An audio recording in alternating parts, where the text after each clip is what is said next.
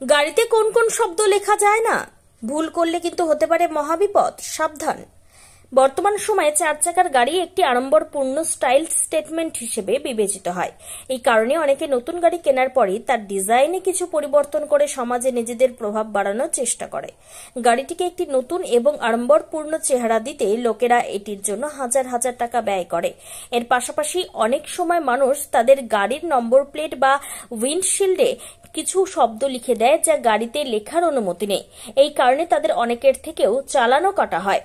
কিন্তু অনেকেই জানে না যে এর জন্য মোটা টাকা চালান দেওয়ার সঙ্গে সঙ্গে হতে পারে মহাবিপদও। তাই এমন ভুল করা উচিত নয়। চালান জারি হওয়া থেকে রক্ষা পেতে কি করা উচিত, এক নজরে জেনে নেওয়া যাক সমস্ত খুঁটিনাটি। কোন শব্দ লেখা উচিত নয়?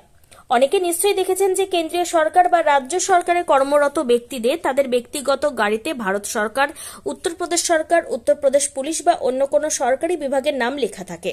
লোকেরা মনে করে যে এটি করলে সমাজে তাদের প্রতিপত্তি বাড়ে, কিন্তু ব্যক্তিগত গাড়িতে এই শব্দগুলো লেখার অনুমতি নেই। কিন্তু এখনো এটি উপেক্ষা করে লোকেরা তাদের ব্যক্তিগত গাড়িতে এই শব্দগুলি লিখে দেয়। ব্যক্তিগত গাড়িতে এই শব্দগুলো লেখা থাকলে ট্রাফিক পুলিশও মোটা টাকার চালান কেটে দিতে পারে। এছাড়া গাড়িতে জাত বা ধর্ম নির্দেশক শব্দ লেখার জন্য মোটা টাকার চালান জারি করা যেতে পারে। কোনো গাড়িতে এই শব্দগুলো লেখা বৈধ। গাড়িগুলিতে ভারত সরকার, উত্তরপ্রদেশ সরকার বা অন্য কোনো সরকারি বিভাগের নাম তখনই লেখা যেতে পারে যখন এর মালিকানা সরকারের কাছে থাকে, অর্থাৎ গাড়িটি কোনো সরকারি দপ্তরের সরকারি কাজে এসব গাড়ি ব্যবহার করা হয়।